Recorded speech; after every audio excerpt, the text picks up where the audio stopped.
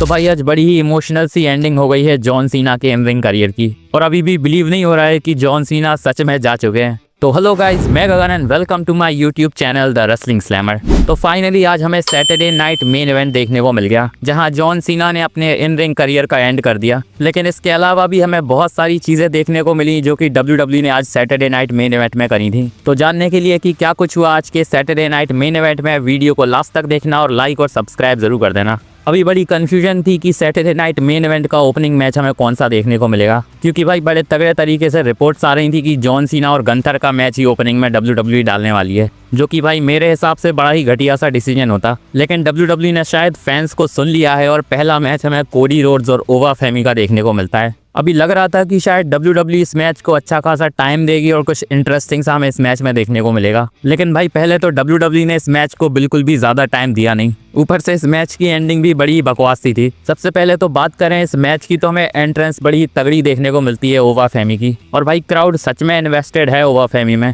क्योंकि हमें loud chant सुनने को मिल रहे थे उनके लिए। और इस मैच को जितना भी WWE ने टाइम दिया उसमें पूरा फोकस ओवा फेमी पर ही था, क्योंकि ज्यादातर टाइम वही डोमिनेट कर रहे थे कोडी रोड्स के ऊपर। एक मोमेंट पर वो अपर कट लगाते हैं अनाउंसिंग एरिया के पास कोडी रोड्स को, जो कि बड़ा खतरनाक सा लग रहा था। कह सकते हैं कि भाई ब्रॉन बेकर के स्पेयर से उसका कंपैरिजन करा जा सकता है। कोडी रोड्स ने भी यहाँ बहुत ज़्यादा हाथ पैर मारे कि ओवा फेमी पर किसी तरह से डोमिनेट करा जाए। सबसे पहले तो वो उन्हें नॉर्मल कोडी कटर लगाते हैं, जिस पर ओवा फेमी किक आउट कर देते हैं। जिसके बाद सुपर कोडी कटर भी पड़ता है, लेकिन वहाँ भी ओवा फेमी ने किक आउट कर दिया, जो कि भाई बहुत ज़्यादा बड़ी बात है ओवा फेमी के लिए, क्योंकि कोडी रोड्स के कोडी कटर और सुपर कोडी कटर पर ज़्यादातर सुपरस्टार्स किक आउट करते नहीं हैं। लेकिन बात करें मैच की एंडिंग की, तो भाई यहाँ ड्रू मैकिंटायर की एंट्री हो जाती है, जो कि रिंग में आने के बाद कोडी रोड्स की धुलाई चालू कर देते हैं। मैंने प्रेडिक्शन वीडियो में बताया था कि ड्रू मैकिंटायर हमें यहाँ देखने को मिल सकते हैं, लेकिन भाई जिस तरीके से उनका यूज़ करा गया बड़ा ही घटिया सा यूज़ था, क्योंकि इसके बाद मैच डिस्क्वालिफिकेशन में एंड हो जाता है। तो सोचो इतना बड़ा मैच WWE ने बुक करा था जिसकी एंडिंग डिस्क्वालिफिकेशन से हुई, और जिस बंदे ने डिस्क्वालिफिकेशन करी थी उसकी भी बुरी तरह से धुलाई बाद में हो जाती है, क्योंकि ड्रू मैकिंटायर को कोडी रोड्स और ओवा फेमी दोनों मिलकर मारते हैं। अभी हो सकता है WWE ने ये डिसीजन इसीलिए लिया हो क्योंकि दोनों ही अपने अपनी ब्रांड के चैंपियन हैं। लेकिन भाई इस मैच की एंडिंग बहुत ज़्यादा डिसअपॉइंटिंग थी। इसके बाद वैसे कोडी रोड्स दोनों टाइटल लेकर एक टाइटल NXT वाला ओवा फेमी को दे देते हैं, और वो भी भाई डर डर के दे रहे थे।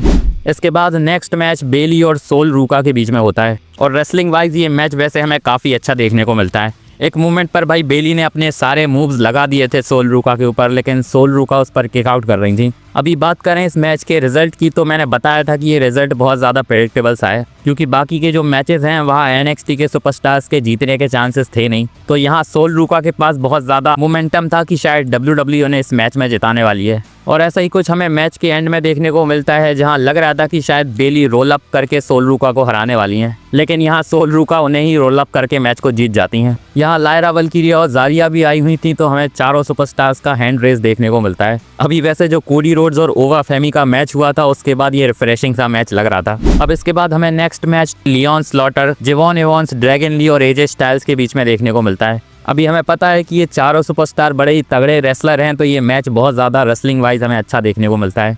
जेवॉन एवंस और ड्रैगन ली की तरफ से तो भाई बहुत सारे हाई फ्लाइंग मूव्स भी हमें देखने को मिलते हैं। अभी इस मैच में सबसे पहले तो शुरुआत ही बड़ी खतरनाक होती है, क्योंकि जेवॉन एवंस और लियोन स्लॉटर मिलके दोनों AJ स्टाइल्स और ड्रैगन ली पर अटैक कर देते हैं, जिसके बाद लियोन स्लॉटर और ड्रैगन ली मैच को प्रॉपरली स्टार्ट करते हैं। लेकिन शायद इस मैच में जेवॉन एवंस और AJ स्टाइल्स का क्लैश देखने के लिए फैंस ज़्यादा एक्साइटेड थे, क्योंकि उनकी एंट्री के बाद क्राउड बड़ा हाइप्ड अप हो जाता है। अब बात करें मैच के एंड की, तो हमें AJ स्टाइल्स और लियोन स्लॉटर रिंग में देखने को मिलते हैं, जहां एक मूवमेंट पर AJ स्टाइल्स फिनोमिनल फोरआर्म लगाने की कोशिश कर रहे थे, लेकिन भाई वो टॉप रोप से स्लिप कर जाते हैं। यहाँ लियोन स्लॉटर फायदा उठाने की कोशिश कर रहे थे, लेकिन AJ स्टाइल्स किक आउट कर देते हैं, और मैच के एंड में स्टाइल्स क्लैश के साथ लियोन स्लॉटर को AJ स्टाइल्स पिन करके मैच को जीत जाते हैं। वैसे कह सकते हैं कि इस मैच का रिजल्ट बहुत ज़्यादा प्रेडिक्टेबल था, क्योंकि AJ स्टाइल्स और ड्रैगन ली अभी चैंपियंस हैं, तो WWE शायद उन्हें हरवाने नहीं वाली थी। वैसे इस मैच में सबसे अच्छी बात थी कि क्राउड बड़ा हाइप्ड अप था और सुपरस्टार्स के मूव पर रिस्पॉन्स भी दे रहा था।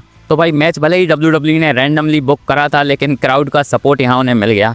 इसके बाद वैसे चारों सुपरस्टार्स की तरफ से जॉन सीना के लिए हमें ट्रिब्यूट भी देखने को मिलता है। इसके बाद एक बहुत ज़्यादा फनी सा सेगमेंट हमें देखने को मिलता है जहां मिज रिंग में होते हैं और उनका कहना था कि भाई उन्हें क्यों नहीं पार्ट बनाया गया जॉन सीना के लास्ट रन का, और वो सैटरडे नाइट मेन इवेंट में मैच डिजर्व करते थे। जिसके बाद यहाँ आर ट्रुथ की एंट्री होती है जो कि रिंग में आके मिज से कहते हैं कि भाई जो तूने वो बॉल बदली थी उसमें एक बंदे की अपॉर्चुनिटी चली गई थी। अभी स्मैकडाउन में हमने देखा था कि वो बॉल्स वाला प्रोग्राम जब चल रहा था तो मिज ने बड़ी स्मार्टली अपना नाम उस बॉल में डाल दिया था, जिसके बाद मिज को दूसरा मैच मिल गया था टूर्नामेंट में। अभी यहाँ आर ट्रुथ वही बॉल लेकर आए थे जिसमें उसी सुपरस्टार का नाम लिखा हुआ था जो कि ओरिजिनली मिज की जगह पर होने वाला था, और हमें पता चलता है कि ये सुपरस्टार जो हेनरी थे और नाम लेते ही जो हेनरी अपेयर हो जाते हैं। अभी हमें पता था कि क्या होने वाला है, तो भाई आर ट्रुथ और जो हेनरी दोनों मिलकर मिज को अच्छी तरह से बजाते हैं। यहाँ हमें 5 नकल शक्ल भी देखने को मिलता है आर ट्रुथ और जो हेनरी की तरफ से, और भाई जो हेनरी ने मिज को पिन किया और आर ट्रुथ यहाँ काउंट आउट कर रहे थे। वैसे कह सकते हैं कि मिज को इनडायरेक्टली सही सैटरडे नाइट मेन इवेंट में अपेयर होने का मौका तो मिल गया, जो कि सोचो 2 मैच करने के बाद भी उन्हें मिला नहीं था। बाकी ये सेगमेंट बहुत ज्यादा फनी था और WWE ने बड़े सही टाइम पर डाला था क्योंकि इसके बाद फैंस बड़े इमोशनल होने वाले थे।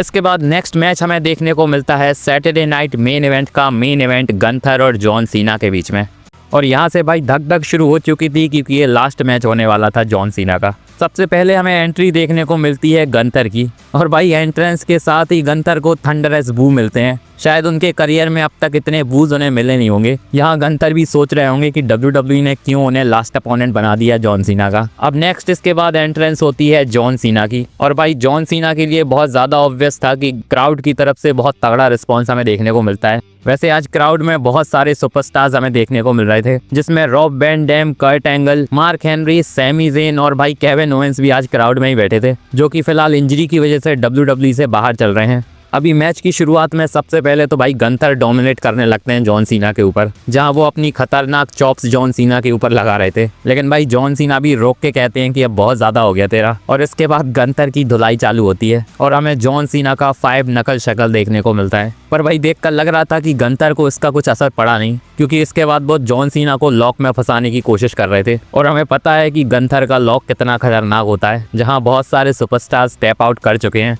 पर भाई जॉन सीना बड़े स्मार्टली गंथर के स्लीपर से निकलकर उन्हें STF में फंसा लेते हैं। इसके बाद भाई गंथर को एक मोमेंट पर 5 नकल शक्ल और एटीट्यूड एडजस्टमेंट भी पड़ जाता है, लेकिन गंथर यहाँ किक आउट कर देते हैं। जिसके बाद गंथर के लिए क्राउड भी भाई FU गंथर के चैंट्स लगा रहा था, क्योंकि क्राउड तो चाह रहा था कि गंथर यहाँ हार जाए, लेकिन भाई गंथर इतनी आसानी से हारने वाले नहीं थे। एक मूवमेंट पर वैसे इसके बाद अनाउंसिंग टेबल पर भी जॉन सीना गंथर को एटीट्यूड एडजस्टमेंट लगाते हैं। इसके बाद हमें लेग ड्रॉप भी देखने को मिलती है जॉन सीना की टॉप रोप से, जो कि पुराने जमाने में वो मारते थे। तो भाई कह सकते हैं कि जॉन सीना ने अपनी जी जान लगा दी थी गंथर को हराने के लिए। इसके बाद भाई मिडिल रोप से एटीट्यूड एडजस्टमेंट भी लगाया जाता है गंथर को, लेकिन गंथर यहाँ किक आउट कर देते हैं, जो कि बहुत ज्यादा शॉकिंग लग रहा था और क्राउड भी बड़ा शॉक था ये देखकर। वैसे हमें गंथर की तरफ से भी बहुत सारे मूव्स यहाँ देखने को मिल रहे थे जिस पर जॉन सीना भी किक आउट कर रहे थे, लेकिन इसके बाद आता है भाई वो मोमेंट जिसका किसी को भी इंतजार नहीं था, क्योंकि गंथर स्लीपर में फंसा लेते हैं जॉन सीना को। जिसके बाद जॉन सीना ने बहुत बार निकलने की कोशिश करी और वो निकल भी गए, लेकिन फिर से स्लीपर में गंथर उन्हें फंसा लेते हैं। बहुत टाइम तक लग रहा था कि शायद जॉन सीना यहाँ गिव अप नहीं करेंगे, और क्राउड भी भाई बड़े लाउडली कह रहा था कि गिव अप मत करना, लेकिन भाई एंड में वही हो जाता है जो कि हम नहीं चाह रहे थे कि हो। जॉन सीना यहाँ टैप आउट कर देते हैं और इस मैच में गंथर की विक्ट्री हो गई है। यहाँ भाई बताया जा रहा था कि स्पोर्ट्स एंटरटेनमेंट को आज प्रोफेशनल रेसलिंग ने हरा दिया, क्योंकि जॉन सीना जिस टाइम पर रेसल करते थे वो स्पोर्ट्स एंटरटेनमेंट वाला टाइम था, लेकिन भाई अब के टाइम पर प्रोफेशनल रेसलिंग पर ज्यादा फोकस करा जाता है, शायद इसीलिए लाइन बोली गई थी। इसके बाद वैसे एक और इमोशनल सा मूवमेंट हमें देखने को मिलता है जब कोडी रोड्स और CM पंक रिंग में आकर अपने टाइटल्स जॉन सीना को दे देते हैं, लेकिन यहाँ जॉन सीना अनकंफर्टेबल लग रहे थे कि वो टाइटल्स क्योंकि उनके थे तो वो रेज नहीं करना चाहते थे। पर इसके बाद भाई क्राउड भी रिक्वेस्ट करता है और हमें चारों तरफ जॉन सीना टाइटल्स को रेस करते हुए नजर आते हैं। वैसे जब कैमरा ट्रिपल एच की तरफ जा रहा था तो क्राउड UFW के चैंट्स लगा रहा था, तो ट्रिपल एच से तो फैंस बहुत ज़्यादा नाराज़ हैं क्योंकि उन्होंने जॉन सीना के लास्ट मैच में उन्हें हरवा दिया, लेकिन भाई ट्रिपल एच ने भी बहुत सारी चीज़ें देखकर ये किया होगा और यहाँ सिर्फ उनका अकेले का डिसीजन नहीं होगा। इसके बाद वैसे ट्रिपल एच एक वीडियो पैकेज भी चलाते हैं जॉन सीना के लिए, जो कि बड़ा इमोशनल सा लग रहा था, जिसमें शॉकिंगली विंस मैकमैन को भी दिखाया गया था, लेकिन इस वीडियो को देखकर भाई जॉन सीना भी बड़े इमोशनल लग रहे थे और एंड में जॉन सीना रिंग में अपने जूते और रिस्ट बैंड रखकर चले जाते हैं। तो यहाँ से भाई जॉन सीना ने अपना फाइनल गुड बाय WWE को दे दिया है और अब हमें जॉन सीना रसल करते हुए तो कभी नज़र नहीं आने वाले। लेकिन जाते जाते जॉन सीना सबको इमोशनल करके चले गए। तो भाई कमेंट में बताओ आप जॉन सीना को कितना मिस करने वाले हो। बाकी मेरी ये वीडियो अच्छी लगी हो तो इसे लाइक और चैनल को सब्सक्राइब करना मत भूलना और बेल आइकन को भी दबा देना ताकि मेरी वीडियो की अपडेट्स आप तक पहुंचती रहे। मिलते हैं नेक्स्ट वीडियो में, धन्यवाद।